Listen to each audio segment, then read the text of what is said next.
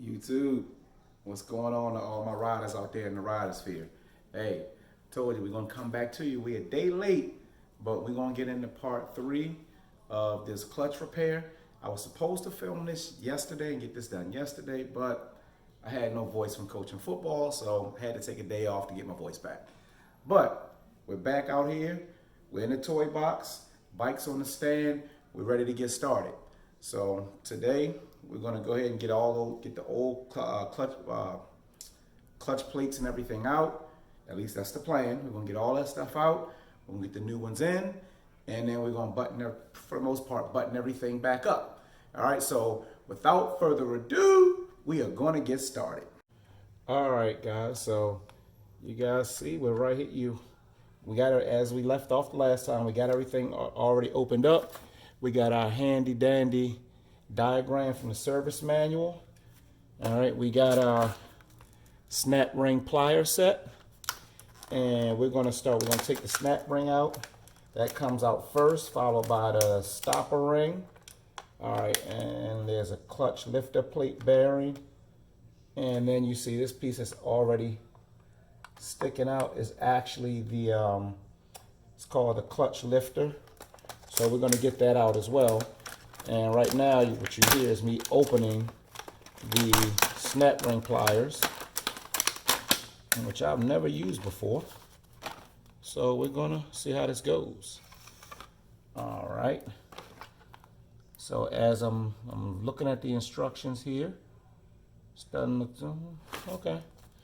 So the snap ring, guys, I know you guys can't see it or may not be able to see it that well, but it's right around the edge here, and you'll probably be able to see it better once I start to get it out.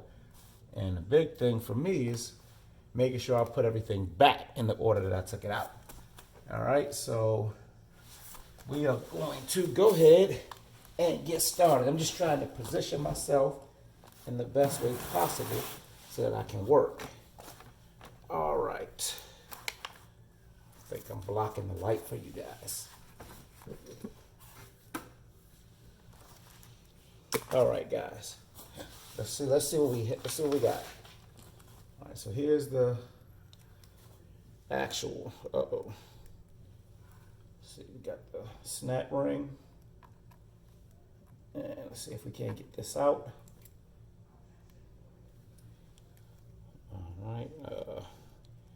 Having some complications here.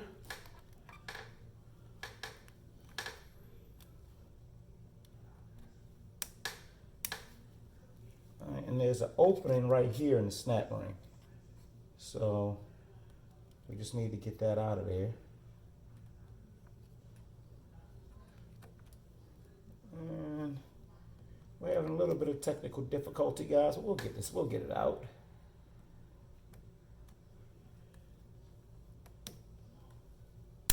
Oh, wait a minute, we had something. And for all of you mechanics out there, if I'm doing this incorrectly, let me know down in the comments. All right, so here's a snap ring. All right, that's what that looks like. That's out.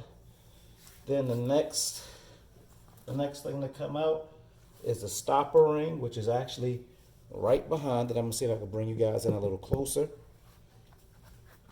All right. And that's this guy right here. I don't want to mess with any of that stuff. All right, so the stopper ring, guys, is actually right there, and then that whole assembly should come out. There we go. So there's your stopper ring. It's a full ring. All right, we'll put that down. And then you got your clutch lifter and your clutch lifter plate bearing. All right, so those go back, so when I put it back together, I'll go the opposite. I'll put the clutch lifter back in, I'll put the stopper ring, and the snap ring will go back in. All right, so now comes the part that is crucial to getting these clutch plates out. There's a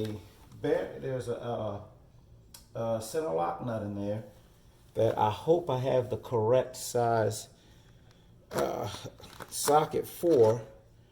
I purchased a couple of different ones based on what was in the service manual. Should be 24 millimeter or so, and I may not have the right one, so we may have a problem. All right, let me look at the other one that I purchased. All right, Amazon. You know you can get just about anything you need from there, so that's what we got. And this does not look like either one of these are going to work. All right, because I have to get this. If you guys can see, there's the actual center lock nut is right here, and I need a slightly larger center lock nut washer to get that off. So I'm gonna have to figure out how I'm gonna do this. I may be able to do this. I have some other sockets that may work. I've seen it done with a hammer and a screwdriver. I am not going to do that and then end up having to order a new center lock nut. So I'm going to see if I can figure this out. Maybe I can look in one of my other socket adapter set kits, and I may have something that will work. So as you can see, guys, that just doesn't fit. It doesn't lock on at all. So let me take a look and we'll get right back to this.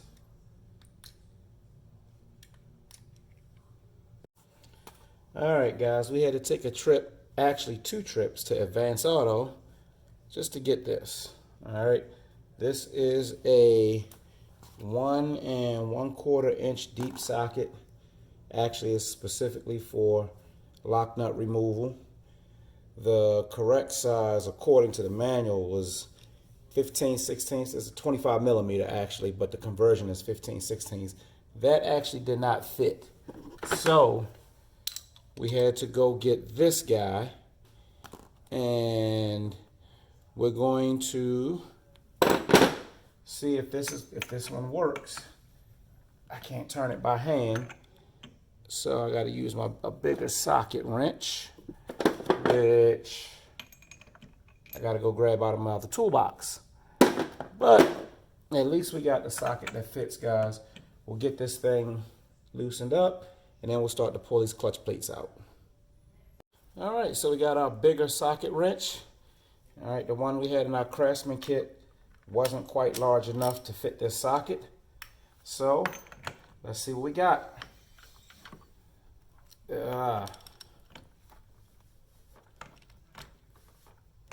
I'm not sure, guys. I'm not sure what's happening here.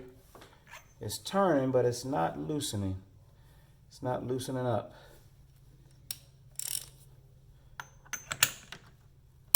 Oh, we don't want that.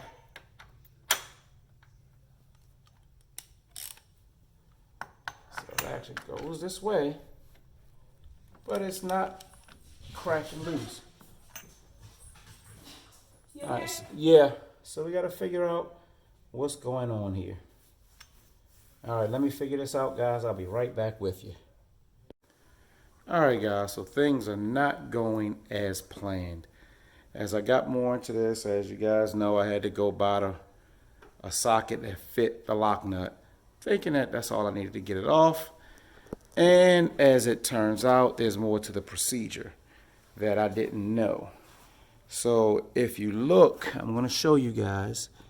If you actually look at the lock, you see the lock nut on the outside. Right here is this little indentation, right there. I don't know if you guys can see that indentation. That's actually keeping the lock nut from turning. So I was able to find a technical service bulletin from 2010, I think it was, for this particular bike. And I remember it wasn't a recall, but it was work that had to be done. And I remember having that work done to this bike. But in that technical service bulletin, it gives a full procedure on how to remove all of this stuff and take it back out. So there's 2 problems I have. One, I have no idea how I'm going to They call it unstaking the lock nut. I have no idea how I'm gonna get that done. I gotta find a screwdriver small enough or something to basically undo that indentation without damaging the center shaft. So that's gonna be interesting. And then I'm gonna have to order a brand new lock nut was once you do that, this one's no more good. So I didn't know that initially. So this is gonna take longer than I thought. So, and I downloaded the technical service bulletin. I'm gonna print that out.